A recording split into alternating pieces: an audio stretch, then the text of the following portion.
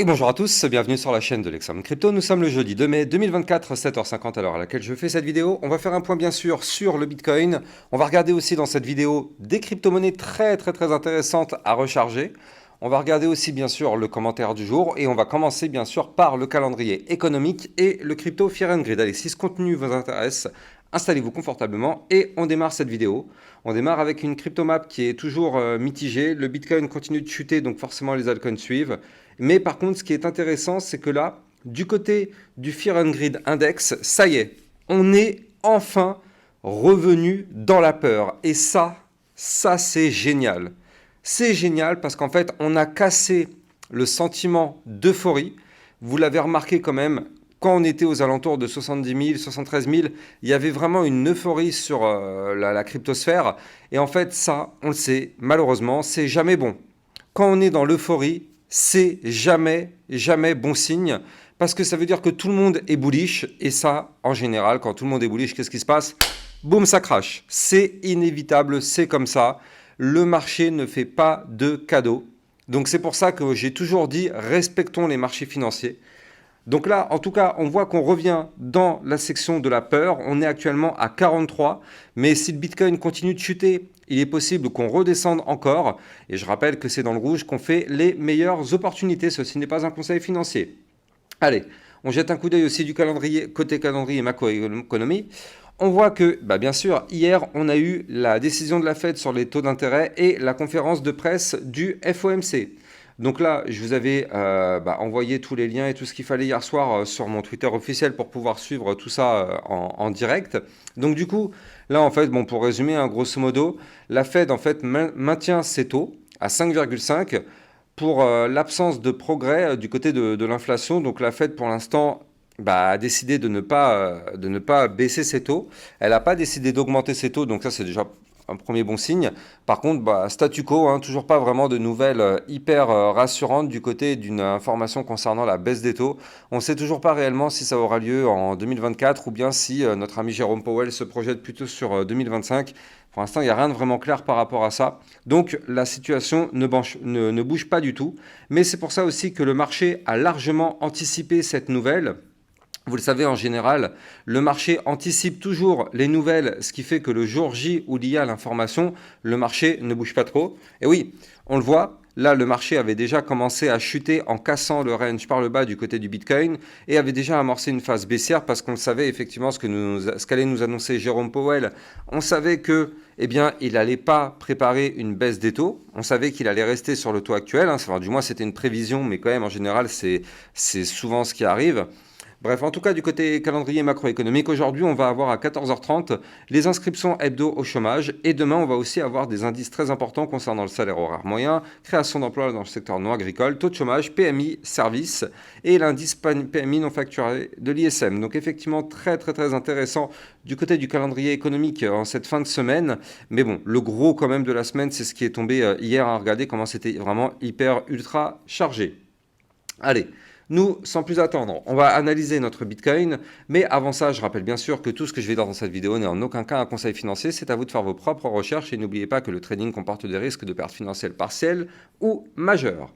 Alors, du côté de notre Bitcoin, oui, bien sûr, on a cassé notre range par le bas de façon officielle. Ça y est. Donc là, hier, on a eu une belle bougie avec du volume.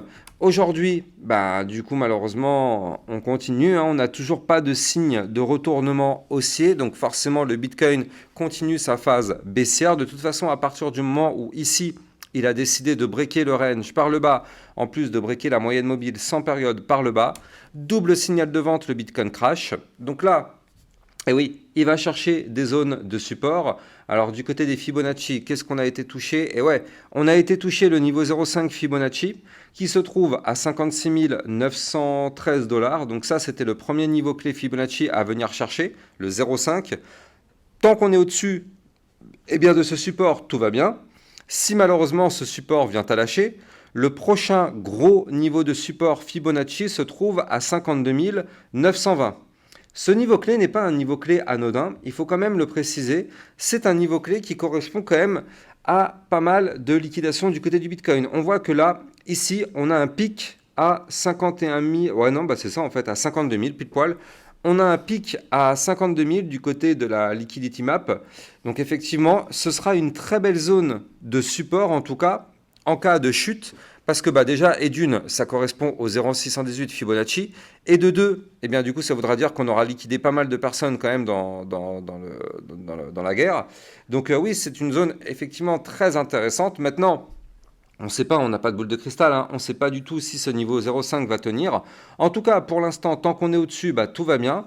Mais n'oublions pas que ce ne sont que des supports. Donc quand un support lâche, malheureusement, c'est pour aller chercher le support suivant. Pour l'instant, si on prend du recul quand même, il ne faut pas oublier, prenons cette vue mensuelle qui reste toujours très très très sympatoche quand même à regarder, on ne va pas se mentir. On a un Bitcoin qui a formé ici un point haut plus haut que les précédents. On est dans une belle tendance haussière avec un canal ascendant. Donc là, effectivement, pour l'instant, du côté du Bitcoin, il n'y a pas vraiment d'inquiétude en vue très long terme, hein. On est quand même dans une belle configuration toujours bullish. Moi, je commencerai à m'inquiéter effectivement si notre Bitcoin commence à breaker certains niveaux clés, donc notamment ici la zone des 47 000 dollars, voire même ici des 45 000 dollars, ça commencera à devenir un petit peu inquiétant, on va pas se mentir. Mais bon, pour l'instant, en tout cas, on est toujours dans une très belle configuration bullish, donc tout va bien. Soyons extrêmement prudents quand même du côté des supports. Il faut absolument que le support Fibonacci que je vous ai donné tout à l'heure tienne. Maintenant, du côté de la vue jour, qu'est-ce qu'on voit? On voit que hier, quand même, c'est chirurgical, il faut plutôt le noter, hein. On a fait un très joli rebond. Regardez comment c'est mais ultra chirurgical. Je vous avais donné ici là, ce niveau clé de support, donc les 57 386 dollars, zone de support, et le Bitcoin est venu faire une mèche, mais de façon ultra chirurgical dessus. On a touché le support. En plus de ça, je rappelle, il y a le niveau Fibonacci quasiment collé à ça. Donc forcément, rejet par le support, et tant mieux. Donc on rebondit dessus, tac. Pour l'instant, tant qu'on est au-dessus de ce support, tout va bien. On a l'espoir de rebondir et reprendre peut-être une phase haussière. Maintenant, si ce support vient à être breaké, bien sûr, le Bitcoin continuera sa chute, hein. Le Bitcoin continuera sa chute pour aller chercher les 55 906, puis 55 335, 54 425, 53 622 ou encore 52 691 dollars. Donc ça, ce seront les prochains gros niveaux clés à venir chercher en cas de prolongation de la chute. Maintenant, là, comme je vous l'ai dit, on a l'espoir du rebond sur le support et surtout, ce qui est extrêmement important pour moi, c'est qu'en fait, ici, vous le voyez, on a breaké le bas du range. Donc forcément, on a eu une chute, c'est vrai. Maintenant, je vous l'ai déjà appris pas mal de fois. Qu'est-ce qui se passe à chaque fois qu'on break un niveau clé? Allez, je vous laisse quelques secondes. Dites-moi en commentaire, je sais que vous avez le mot-clé sur le bout de la langue, je le sais. Dites-moi en commentaire, qu'est-ce qui se passe quand on break un niveau clé? Eh bien oui, vous le savez, il y a le pullback. Donc là, notre Bitcoin a breaké les 60 777 dollars. On voit parfaitement qu'on n'est pas revenu retester ce niveau clé. Donc il est possible qu'on redescende encore un petit peu peut-être, mais quoi qu'il arrive, un jour ou l'autre, on reviendra à 60 777 dollars pour former le pullback de la cassure de ce niveau clé. Donc là, on patiente, on ne sait pas quand est-ce que ce pullback aura lieu, il peut avoir lieu aujourd'hui, demain, dans un mois, dans 6 mois, on n'en sait strictement rien du tout. Tout ce qu'on sait, c'est que un jour ou l'autre, on reviendra chercher ce niveau clé. Et là, on verra comment on va se comporter à ce moment-là. Soit on arrive à réintégrer par le bas l'ancien range, et dans ce cas-là, ce sera une excellente nouvelle pour pourquoi pas aller chercher des points plus hauts. Soit malheureusement, on revient rechercher le bas du range, on n'arrive pas à le regagner, boum, on se fait rejeter, on crash. En tout cas, pour l'instant, on est toujours dans cette configuration baissière tant que notre Bitcoin n'aura pas formé de structure de retournement haussier, Et donc là, oui, pour l'instant, on patiente. Alors, quand même, il y a un petit espoir du côté de la vue 4 heures. En vue 4 heures, on voit que là, depuis la touchette du support, hein, regardez quand même, mine de rien, on l'a touché une fois, deux fois, trois fois le support des 55 000... combien c'était le support? 56 519, voilà, c'est ça. Donc là, on est revenu rechercher à plusieurs reprises ce niveau clé de support. D'ailleurs, en vue jour, pardon, je vous ai dit des bêtises, mais en vue jour, c'était ça, hein, le support. C'était 56 519 dollars. Donc là, on est revenu rechercher plusieurs fois ce niveau clé et on a rebondi dessus. Maintenant, ce qui est bien, c'est qu'on forme en vue 4 heures ici des points hauts de plus en plus haut, des points bas de plus en plus haut. Donc là, on a amorcé ici une toute petite tendance haussière qui est là. Est-ce que ce serait justement pour revenir former justement ce pullback, comme ceci? Eh bien, on aura la réponse de toute façon dans les prochains jours, prochaines semaines. Hein. Là, ça peut prendre quand même pas mal de temps. Je rappelle que de la vue 4 heures, ça peut prendre jusqu'à 72 heures déjà. Donc là, on pourrait remonter déjà dans un premier temps pour revenir rechercher les 58 106 dollars et pourquoi pas revenir chercher les 58 930 dollars. On voit quand même qu'ici, avec cette mèche, on est revenu rechercher une zone de résistance à 59 490 dollars. On s'est fait rejeter. Donc, ce sera une grosse zone de résistance à regagner. Maintenant, de toute façon, là, les deux niveaux clés à surveiller du côté du Bitcoin, c'est ici. Donc, c'est le support à 56 519 dollars. Donc, ça, c'est le support, quoi qu'il arrive, qu'il ne faut pas breaker. Et si on veut faire une remontada, il faut déjà breaker dans un premier temps le dernier plus haut, 58 296, aller chercher la résistance des 58 930 et aller chercher les 59 490 ou encore les 60 073. Si on fait ça, ce serait intéressant pour revenir rechercher les fameux 60 777 dollars. Malheureusement, pour l'instant, en tant qu'on est sous les résistances, c'est très difficile. En tout cas, du côté du Bitcoin, il y aura forcément à un moment ou un autre ce fameux pullback, donc ce sera notre espoir.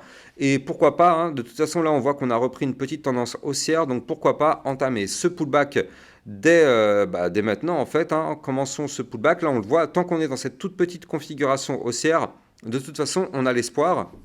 Si cette configuration haussière qui est là vient à lâcher, bon vous l'avez compris, l'espoir s'envolerait avec la cassure de cette pattern haussière qu'on a sous les yeux. Donc à surveiller de très très près, en tout cas pour l'instant on est hyper chirurgical, on a vraiment les niveaux clés à surveiller du côté de notre Bitcoin. Allez, on va passer au commentaire du jour. Le commentaire du jour, c'est Evakis7680. Salut Lexa, tout d'abord merci pour tes vidéos et explications. Question qui est peut-être bête, mais je la pose quand même. Pour ceux qui ne peuvent plus recharger, est-ce que ça vaut le coup de convertir des cryptos qui ont perdu moins de pourcents que d'autres sur justement celles qui ont perdu beaucoup? Alors, c'est une question hyper intéressante parce que je suis persuadé que parmi vous, beaucoup se posent cette question. Alors, en réalité, pour moi, ce serait une erreur. Je vais expliquer pourquoi, mais je pense que ce serait une erreur. En fait, déjà, il y a deux erreurs en une. Quand on est dans la crypto, eh bien, il faut déjà, premièrement, toujours garder un petit peu de liquidité pour racheter justement les chutes. Si malheureusement on a tout investi, eh bien oui, si jamais le cours se met à chuter, eh bien on n'a plus rien pour racheter la baisse. Donc déjà ça c'est le premier problème, ne jamais tout investir, garder toujours un petit peu, comme ça permet de racheter. Premièrement. Mais deuxièmement, si jamais on est dans ce cas de figure là où on a 100% crypto et qu'on n'a pas de liquidité pour racheter quelque chose, eh bien là il y a quelqu'un qui voudrait par exemple vendre une crypto qui n'a peut-être pas trop perdu, mais pour acheter pourquoi pas une crypto plus volatile. Le problème, et pour moi c'est là où il y a l'erreur, c'est que la crypto qui n'a pas trop perdu, peu importe quelle est cette crypto, mais si elle n'a pas trop perdu alors que les autres cryptos ont plutôt pas mal chuté, ça veut dire quand même qu'il y a une certaine forme de solidité sur cette crypto. C'est une crypto qui n'a pas chuté alors que tout le reste a chuté, il faut se poser une question, pourquoi cette crypto n'a pas chuté? Ça veut dire que justement cette crypto est plutôt soutenue, elle est plutôt rachetée, elle est plutôt tradée à la hausse. Et justement, si tout a chuté et que celle-ci n'a pas chuté, c'est que les boules font apparemment tout pour ne pas qu'elle chute. Donc il faut bien aussi garder ça dans la tête, c'est que si on revend ce type de crypto-monnaie-là, eh bien derrière, c'est prendre un risque, parce que si elle n'a pas trop chuté, ça veut dire qu'elle est maintenue.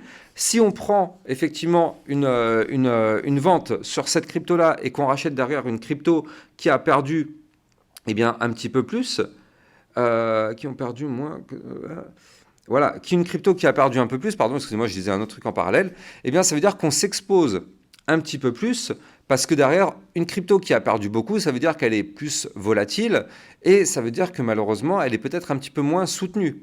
Donc c'est là où on prend un risque en fait de partir de quelque chose de plutôt, entre guillemets, sécurisé, pour aller sur quelque chose de moins sécurisé. Peut-être que ça peut être une bonne affaire, c'est possible, peut-être, mais c'est quand même un sacré coup de poker. Moi, personnellement, en tout cas, mon avis, c'est que je ne le jouerai pas. Une crypto qui n'a pas trop chuté, moi, j'aurais plutôt tendance, en fait, à la garder si tout le reste a chuté. Mais bon, après, voilà, c'est chacun son point de vue, chacun ses méthodologies. Moi, en tout cas, je trouve que c'est pas forcément une très bonne idée. Alors après, on peut peut-être sortir une partie de la crypto qui n'a pas trop chuté pour la mettre sur une crypto qui a chuté fort. Oui, une partie, mais pas tout en tout cas. Il faut que ce soit une petite partie parce que ce serait dommage quand même de sortir d'une crypto qui n'a pas trop craché. Ça veut dire que la crypto est plutôt solide. Il y a peut-être un projet intéressant derrière. Bref. Donc en tout cas, voilà, effectivement, c'était une question plutôt intéressante et ça valait quand même le petit coup d'œil. Allez, comme je l'ai dit tout à l'heure, eh bien, on a potentiellement des cryptos qui sont intéressantes à surveiller, notamment pour pourquoi pas jouer un rebond.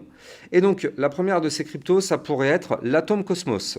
Alors, l'Atom Cosmos, pourquoi? Eh bien, parce que déjà, Edune, elle a chuté fort. Depuis ici, son top local à le 6 mars qui était à 14,575, on a quand même chuté de 50%. 50% quand même, il faut le noter, hein. On a chuté de 50%.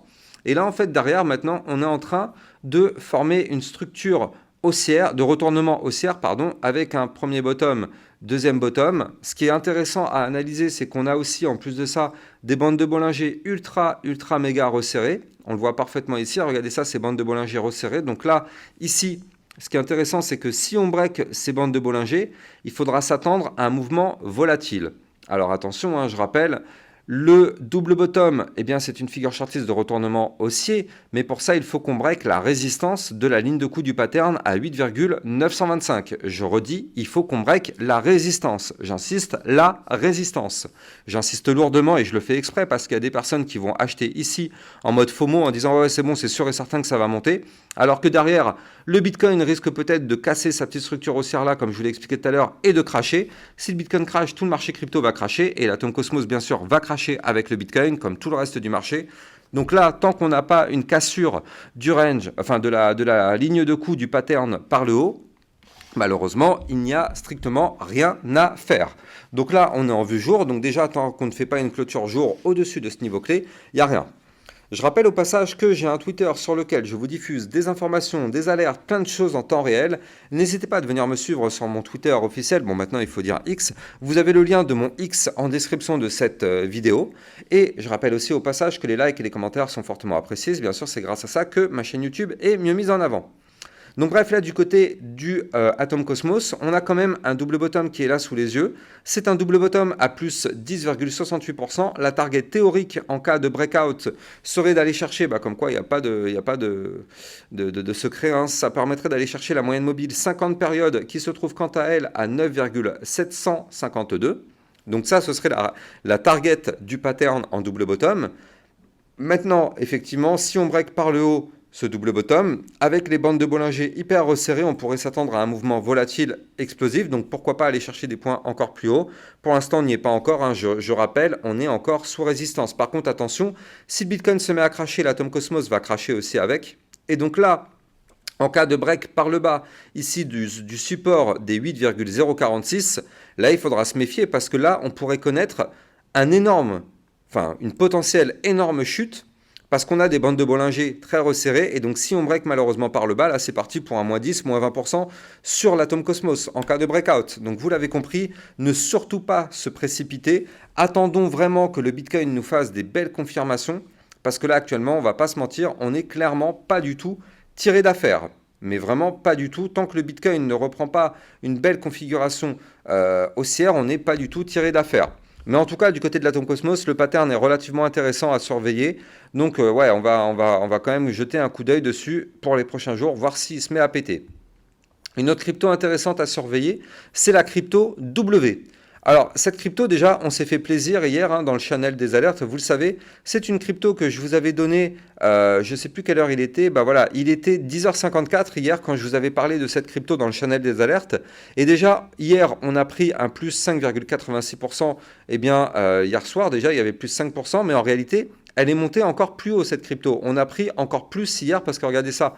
On était ici, donc là, le niveau clé qui était à trader se trouvait, eh bien, ici, en réalité, voilà, c'était là. Le niveau clé donné, il était ici, il était à 0,627. On a pris quand même un plus 12%, en réalité 11,59% avant d'avoir un retracement, donc plus 11,50%, c'est déjà pas mal. Mais quand on regarde bien, eh bien, cette crypto-là, suite à son listing, elle a formé maintenant ici une belle phase de latéralisation. Donc là, c'est une phase d'accumulation. En réalité, on voit que les bandes de Bollinger se sont vraiment resserrées.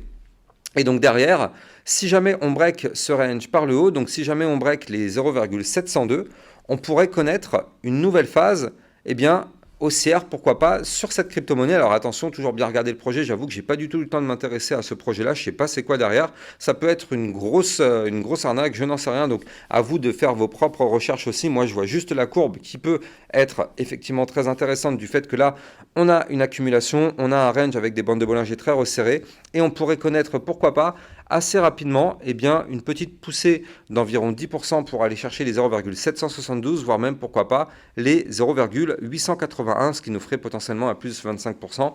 Mais bon, en tout cas, pour ça, ça passera par une vue jour qui clôture au-dessus des 0,700 0,702, ouais, c'est difficile. Voilà, donc là, effectivement, du côté de la crypto W, c'est assez intéressant. J'en ai une autre aussi à surveiller, c'est la crypto ID. La crypto ID très très très intéressante. Je rappelle aussi au passage, si vous voulez trader toute cette volatilité, vous allez trouver en description de cette vidéo mon lien de parrainage Binance qui vous permet de trader sur une plateforme enregistrée PSAN auprès de l'AMF. Donc pas de risque que l'AMF bloque ou ferme cette plateforme. Elle est validée, elle est authentique en France, on peut trader dessus sans avoir la moindre inquiétude. Donc là, du côté de la crypto ID, donc là c'est pareil, on voit qu'on a des bandes de Bollinger resserrées. On voit qu'on est actuellement pile poil sous le ruban de moyenne mobile et on voit qu'on est en train de former, pourquoi pas, une figure chartiste de retournement haussière, donc là, de retournement haussier, pardon, avec un double bottom qui est là, qui n'est pour l'instant pas encore validé, soyons extrêmement prudents. Pour valider ce double bottom, il faudra qu'on break ici les 0,8478, ce qui nous permettrait de breaker par la même occasion eh bien, le haut du ruban de moyenne, le haut des bandes de Bollinger. Et donc là, comme je vous l'ai dit tout à l'heure, vu que les bandes de Bollinger sont resserrées, attention, on pourrait connaître de la volatilité. C'est quand même un potentiel double bottom à plus 30%, hein, il faut le noter. C'est un double bottom à plus 30% qui pourrait nous permettre d'aller chercher, pourquoi pas, les 1,04285 en cas effectivement de validation. Mais je rappelle la règle, le niveau clé de la ligne de coup du double bottom étant une zone de résistance, on ne sait pas si on va la breaker ou pas. Et même pire que ça, hein, là je rappelle quand même, bon, ok, il y a cette figure qui est en train de se matérialiser, mais on est au bord aussi du précipice. Si jamais on break ici le dernier point bas, qui est à 0,65115, là, malheureusement, ça correspond en plus de ça ici au bas des bandes de Bollinger qui sont resserrées. Là, on va pas se mentir, hein. Si jamais on break par le bas ce niveau clé, là, dans ce cas-là, ce qui nous attend, ce serait déjà potentiellement un moins 11,48 pour aller chercher les 0,5778, voire même, pourquoi pas ici, un moins 28,45 pour aller chercher les 0,467 ou encore pour aller chercher ici les 0,2797 à moins 57%. Donc soyons quand même extrêmement prudents, c'est hyper risqué de jouer ce pattern sachant que le Bitcoin est en tendance pour l'instant difficile, hein, on va pas se mentir, même si la tendance long terme reste haussière, mais là, en vue jour, on a quand même breaké un niveau clé important et pour l'instant, on chute, même si, je le rappelle, on a trouvé un petit support et que là, on pourrait avoir, pourquoi pas, un pullback. Soyons extrêmement vigilants. En tout cas, j'espère que vous avez kiffé cette vidéo. N'oubliez pas de venir me suivre sur mon Twitter officiel pour recevoir tous mes contenus. Et quant à moi, j'ai plus qu'à vous souhaiter une excellente journée. Je vous dis à plus tard, peut-être à ce midi ou à ce soir pour une prochaine vidéo. Ciao, ciao!